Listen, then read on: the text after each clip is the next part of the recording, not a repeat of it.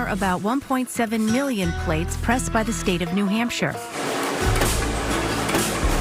Of these 1.7 million, 222,000 are vanity plates.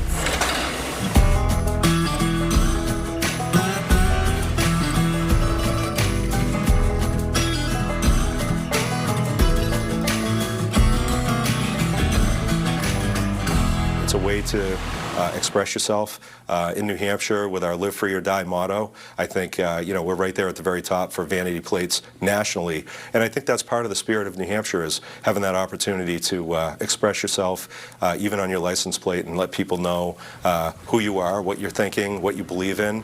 In fact, a study found that the state of New Hampshire ranked second only behind Virginia in the popularity of these specialized plates. One person not surprised by this fact? Exeter's Chris Cooper. Chris is a license plate collector. I'm involved with the hobby in a number of different ways. There is a national license plate collecting club. He's cataloged quite the collection, about 4,000 plates. So the starting point was, all right, well, let's see if I can get one from every state. And I did that, and then it's like, well, maybe I live in New Hampshire, maybe I'm more interested in focusing on that, and so it became get one from every year in New Hampshire, and then get one of every type from every year in New Hampshire, which then became, what you see here, where there's just boxes of license plates everywhere.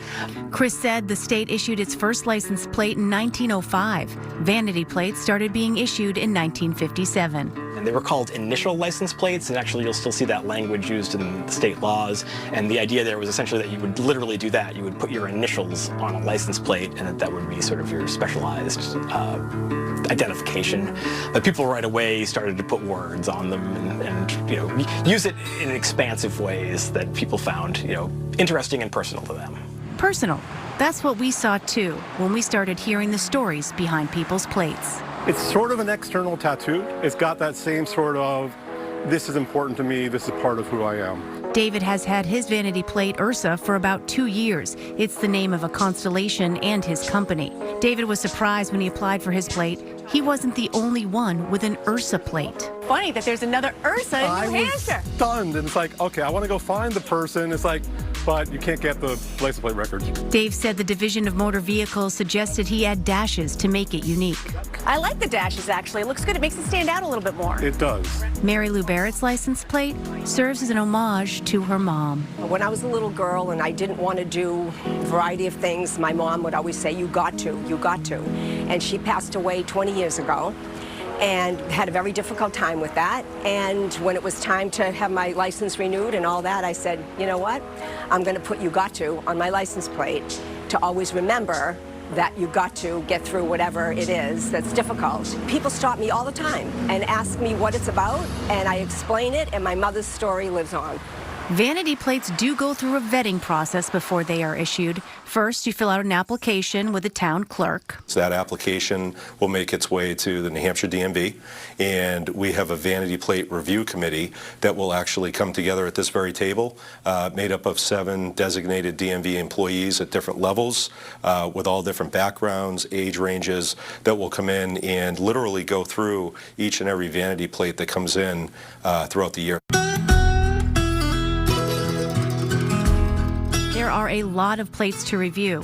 In 2024, there were over 26,000 vanity plate requests, which meant the committee was reviewing 800 a week at times. When they do that, they must have a lot of laughs, a lot of collaboration, because people can be so clever. Very clever. And my office is actually on the other side of the door here. And when the Vanity Plate Review Committee is meeting, you hear silence in the room, and then all of a sudden you'll hear a collective "oh" or laughter, or people that are saying, "Oh, I understand it now." So no, the requests that come in are extremely clever, very well done, and well over 99% of the time, extremely tasteful. Even the Division of Motor Vehicles got itself a vanity plate. We get compliments on it all the time. Oh, People you see do? it and they like it, yeah, because they see it on the side of the truck, the front of the truck, and then they see that we got the vanity plate to go along with it. Yeah. So, oh, that's fantastic. yeah.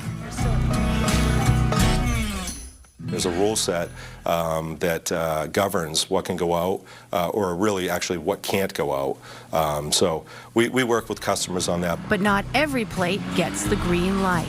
Wendy Auger has had her 15 minutes of fame thanks to her license plate. Pee before we go. My first was born in 1992, and potty training him, he wanted to go to the bathroom as soon as we pulled out of the driveway. She had the plate for several years. Then she got a letter from the DMV saying she couldn't have it anymore. And did they explain why?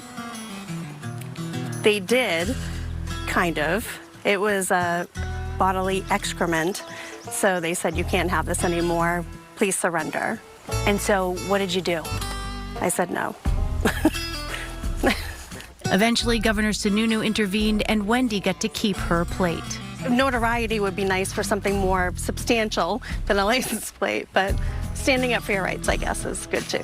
So whether your vanity plate brings you notoriety, laughs, or wonderful memories, these plates, never short on personality, make traveling the New Hampshire highways and byways a lot more entertaining.